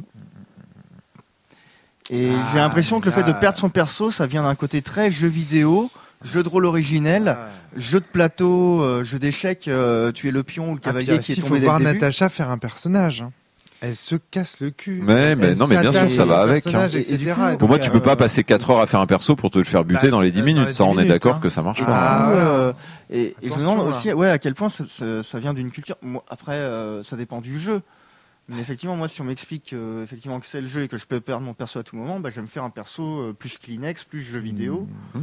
Ouais, mais c'est pas la vision que Natacha a après de Lovecraft, etc. C'est pas ce qu'elle attendait. Pour moi, ce qui est intéressant, c'est la pluralité. C'est pas l'annihilation du mode de jeu histoire ou celle du mode de jeu. Par contre, il faut savoir que quand deux types de systèmes se rencontrent autour d'une même table, c'est que lorsque deux personnes autour d'une même table ont des systèmes de jeu différents, tu prends de gros risques de voir ta partie dysfonctionner quand même. Et donc là, on a eu un exemple avec Natacha. C'est-à-dire qu'elle nous dit, concrètement, ce n'est pas le système que j'attendais pour une adaptation des œuvres de Lovecraft. Et Romaric et Adrien de lui répondre, ma petite, c'est comme ça Cthulhu. Et là, tu dis, toi, Vivien, tu rajoutes sur Romaric et Adrien, t'arrives, non, stop, c'est pas comme ça Cthulhu. C'est comme ça votre Cthulhu. Vous avez une vision, Adrien et Romaric, qui est émergente, en fait. Qui est assez proche quand même de, qui est émergente au sens où le système pousse quand même plus dans ce sens-là que dans le sens de Natacha, clairement. Tout à fait. Mais quand même, c'est bien de préciser. Essayez Cthulhu Dark. C'est bien Cthulhu Dark et c'est gratuit. Bon, c'est gratuit, c'est bien. C'est bien, vraiment bien. Ou tu nous en fais la promo comme tu nous as fait la promo de Cthulhu Tech tout à l'heure. Non, je crois que... Cthulhu Dark, c'est quoi, là ? Cthulhu Dark, c'est T'es sérieux ou t'es pas sérieux ? Bon, écoute, s'il faut choisir entre les deux, je prends Cthulhu Tech. Si je dois prendre au hasard... Trop tard. Cthulhu Dark, c'est un vrai jeu. C'est un vrai jeu, c'est un petit jeu gratuit en 8 pages à 5 et qui gère... émule. Un peu un Cthulhu sans fiche de compétences, avec vraiment un système très minimal tu le lis une demi-heure après, t'es capable de reprendre n'importe lequel de tes scénarios de Cthulhu et de jouer avec. Il gère très bien, en plus, le côté fun au début, où on a l'impression d'être assez balèze. Et plus ça va, plus il y a de la tension, parce qu'on se rend compte que le moindre jet de dé raté, plus on avance, plus il va être fatal. D'accord, ouais. Donc, ça fonctionne très bien. Ça fonctionne, voilà. C'est très bien. Très chouette. Excellent. Donc du coup, en fait, voilà, l'idée c'est que ça peut être cool aussi de se dire que contrairement au récit typique hollywoodien où tu sais à peu près où ça va, t'as 2-3 explorations à faire dans le scénario, mais à part ça, ton personnage, tu sais qu'il va survivre jusqu'au bout et qu'il aura son climax et tout ça. Ça peut être aussi extrêmement grisant ou motivant ou surprenant que le système soit à ce point finalement très incertain, parfois violent, parfois tu peux avoir de la chance, tu vois. Ça crée toutes sortes en fait de sensations que tu perdras quelque part avec un certain prix. Évidemment. Moi, je suis totalement d'accord avec toi, Vivien. J'y apporte juste un bémol. Ouais. C'est qu'il faut que les joueurs soient OK pour jouer un jeu létal comme ça. Mais ça, s'il y a quelque chose qu'on a sans doute peut-être gagné avec la modernité, c'est justement la volonté d'une plus grande clarté, en tout cas dans les contrats sociaux. Et qu'est-ce que je voulais dire là-dessus ? C'est déjà pas mal. Non, mais c'est déjà pas mal. Et après, ça s'inscrit moi actuellement dans ma mode, on va dire, passion pour l'OSR, c'est-à-dire que quelque part quand tu commences à faire planer cette menace de la mort à tout moment, tu forces aussi quelque part les joueurs à trouver des solutions peut-être plus plus pointues peut-être, à essayer de trouver des moyens détournés pour échapper au combat par exemple, ou contourner les difficultés, etc. On n'est plus du tout dans le mode héroïque au sens de je vous mets une difficulté, mais non, tournez pas le dos, vous savez bien, vous êtes des héros, je vous ai mis la difficulté pour vous faire briller, mais en fait, en réalité, vous pouvez faire ce que vous voulez, ce sera toujours cool, et on est là pour quelque part se faire plaisir, quoi. Là, c'est plutôt, ok, je vous ai mis une difficulté, vous avez marché dedans, vous êtes mort. Là, je rappelle aussi que Vivien est l'auteur d'un jeu qui s'appelle Explorateur des Brumes. Ah oui, mais oui, non, mais tout à fait. Qui est en développement, mais oui, dont on a déjà fait un test sur la cellule et que j'invite du coup à aller écouter parce que là, c'est la version appliquée de ce que tu es en train de nous expliquer. Oui, tout à fait. C'est-à-dire que tes délires OSR du moment qui te poussent justement à réfléchir à toutes ces étapes. Bon, ça et le fait que j'ai toujours adoré Cthulhu. Mais bon. Ce qui est rigolo, c'est que quand je t'entends me parler d'OSR, moi, j'entends système d'Ozmater à la fin de chacune de tes phrases. C'est-à-dire, en gros, tu dis... c'est ça qui est rigolo. Mais on a dit que système d'Ozmater, toujours. Bah oui, c'est donc, ça. De toute façon, tu l'entends dans toutes mes phrases que je parle de ça ou d'autre chose. Mais tu vois, c'est marrant parce que quand tu dis, par exemple...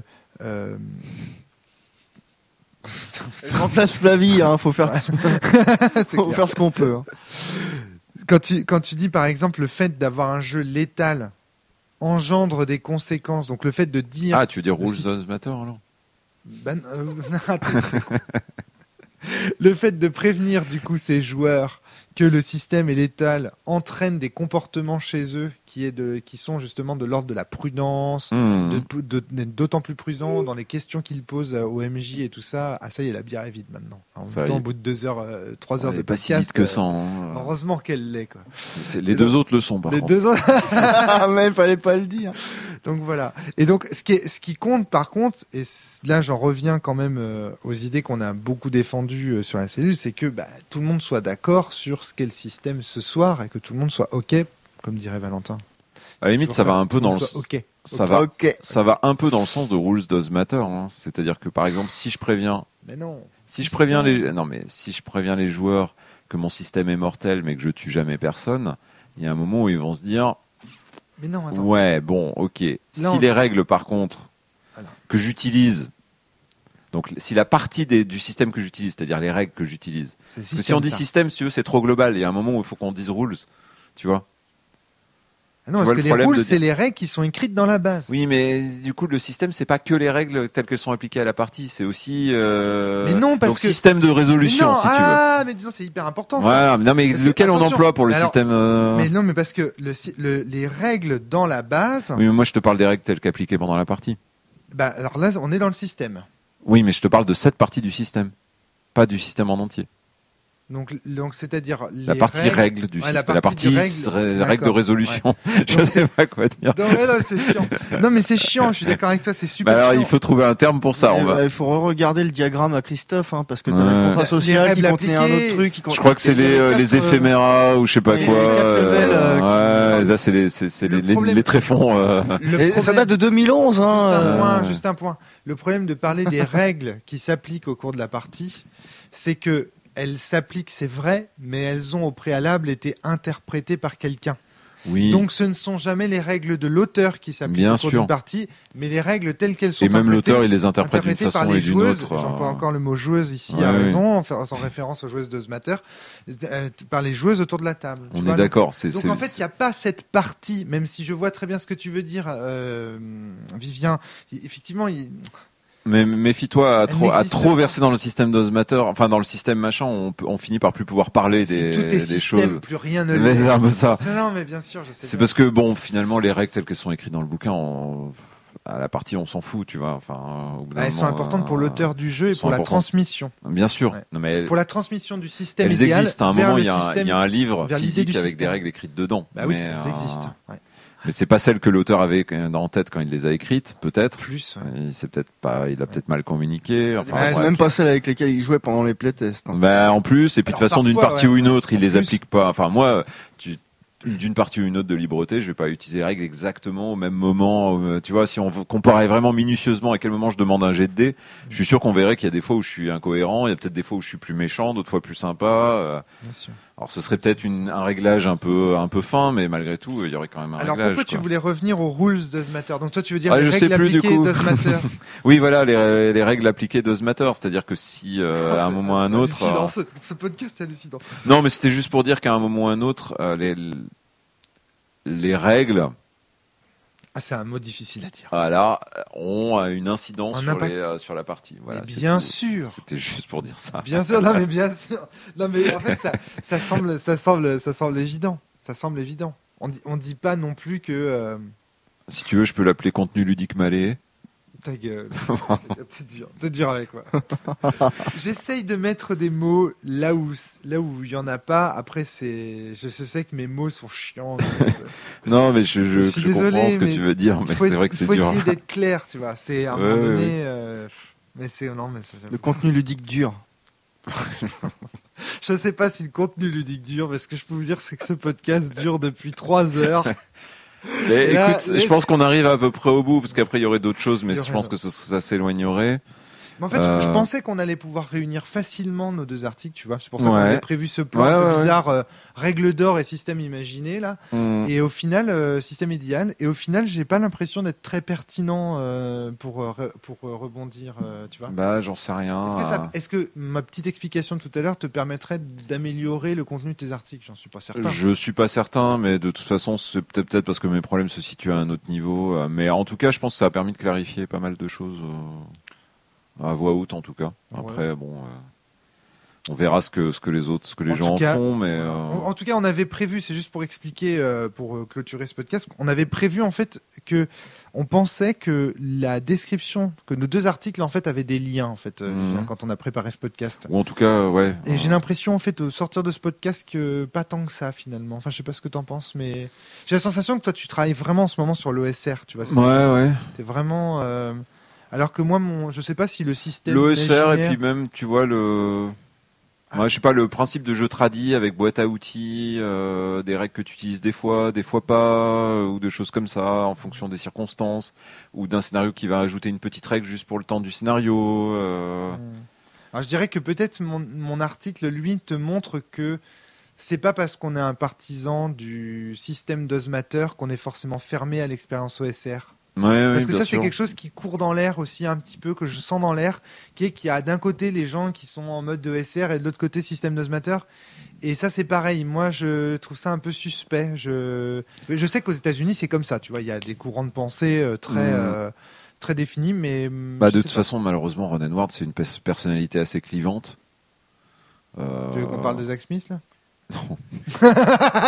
Non, mais Zach Smith, il a fini par être clivé, quoi. Donc, de toute façon, Ron Edwards. Au-delà de tout ça, pour le coup, moi, la lecture de Café Noir de Doc Dandy de Alban, là, Café Noir, le jeu de rôle, qui est un jeu OSR où on joue du roman noir et qui contient des petites touches quand même, plus d'une, même des fois.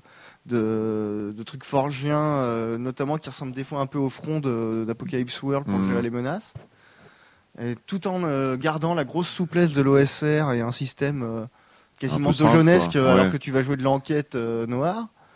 Et bah franchement, ça donne une idée à mon avis de pas le futur, mais quel genre de truc on va pouvoir faire en prenant la liberté de l'un et les avancées de l'autre, ou plus de l'un ou dans l'autre.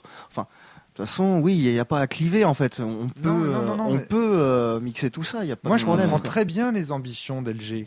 Je comprends très bien les ambitions d'Éric Niodan. Je comprends très bien ce que dit Vivien Féasson. Tu vois, quand je lis les articles de Vivien. Ah non, moi je répondais au truc que tu disais comme quoi c'est clivé et tout, que d'un côté il y a les uns, de l'autre. Moi par exemple, tu me classerais dans système, s'il fallait me classer dans un clan, tu dirais je suis plutôt système d'Ozmater, école synthésienne. Toi t'es dans ta baronnie là, tu. Oui non mais d'accord. Non mais t'es ni dans l'un ni dans l'autre. Ce que je veux dire c'est que Pourtant quand tu vois les. Ouais non mais en fait il dit ça pour faire plaisir à ses amis, mais en réalité. Non mais. Ce que je veux dire par là, c'est que moi aussi quand même.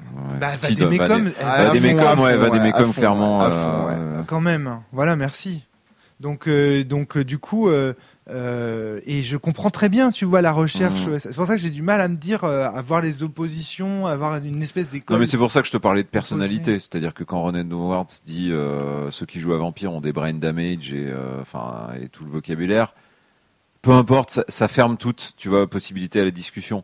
Maintenant, moi j'ai vu récemment, tu parlais de Zach Smith, et donc on va pas rentrer dans le débat parce qu'il est un peu tard pour ça. Mais maintenant que Zach Smith a été en gros dégagé de la sphère, on commence à voir des passerelles se créer à nouveau entre Story Gamer et OSR. C'est-à-dire que là, j'ai par exemple, Voilà, le Kickstarter sera fini le temps que le podcast soit diffusé, ça c'est clair. Parce que en ce moment, c'est un jeu Apocalypse World qui est The Veil, qui est un jeu cyberpunk, qui sort un supplément en ce moment futuriste, un peu à la Cowboy Bebop et tout ça. Et tu as dans les récompenses du Kickstarter une autrice OSR qui vient faire un module OSR en fait basé sur le jeu lui-même, tu vois, par exemple. Tu as quelqu'un qui s'appelle Luca Rejek, qui est quelqu'un qui fait beaucoup de jeux en ce moment comme Witchburner, il me semble, et Ultraviolet Grasslands, qui, dans les conseils qu'il a mis de son mode de jeu, il dit moi, quand j'ai un joueur, le seul joueur Hobbit par exemple du groupe, quand il arrive dans un village et qu'il y a un village Hobbit, je lui dis écoute, d'après toi, comment les Hobbits, etc. quoi. Et je suis pas sûr que Luca Rejek ait lu des masses de Apocalypse World, mais on voit comme ça des passerelles qui apparaissent à plusieurs endroits, qui étaient peut-être impossibles à cause des personnalités clivantes. Ouais, voilà, parce que moi je vois pas d'autre raison. Parce qu'en vrai, avec LG, quand je l'entends parler de ces jeux, on ne parle que système d'Ozmatter. Il est toujours en train de m'expliquer en quoi ce qu'il a mis en place autour de la table, ça fait que ça crée telle ou telle émulation, que ça fait, tu vois. Et donc. Mais je suis d'accord. Et d'ailleurs, maintenant que nous avons résolu tous nos problèmes, il est temps de nous tourner vers le véritable ennemi, le jeu en performance. Ah bah non, on a déjà fait un podcast dessus. On a dit que c'était pas vraiment un vrai, voilà, donc c'est pas du tout un ennemi en fait. C'est une autre pratique. Eux, ils s'en foutent du système. Non, j'en sais rien en fait, je sais pas. J'essaie un de autre comprendre. Système, il s'applique à même. Ah mais le système c'est trop facile là. C'est quoi ? De quoi ? Le jeu en performance ? Non, écoutez. On va pas lancer cette de podcast. Ça tombe bien que tu poses la question. Précédent, merci. Sur le jeu en performance, on va peut-être s'arrêter. Non, mais je sais pas ce que c'est quoi ? Non, j'en fais plus. Non, mais à suivre pour un prochain podcast. Est-ce que c'est le jeu en performance ? Je vous ai dit que le podcast était avant. Je l'ai déjà diffusé. Vous voulez que je vous le dise en quelle langue ? En klaxon ? En langage de Babel ? Il faut le chanter. Oh non, mais bon. Il est là. Merci d'avoir écouté ce podcast jusqu'au bout. On voit que Vivien est un partisan de l'OSR parce que, comme LG, il nous fait des podcasts de 3 heures. Elle est horrible cette BD, c'est pas possible. Elle est horrible, tu es en train de regarder la BD de Cthulhu là ? Oui, il y a une nana qui fait de la méditation avec des raquettes et elle a une bougie entre les pieds. Je crois que c'est un jeu porno en fait. C'est glauque. Attends, il faut que je lise ça. Elle est glauque, je crois qu'elle est glauque. Ah non, mais c'est vraiment sale. Il y a un monsieur, il met sa main dans le sac à main de la dame et il se la fait manger visiblement. Donc c'est une BD sur le système émergent de Cthulhu façon nanar. Ouais. Merci Richard Fichera. Oh là là, cette fin incroyable. Allez, à très bientôt tout le monde. Portez-vous bien et surtout jouez bien. C'est ça qui compte. À très vite. Bye bye.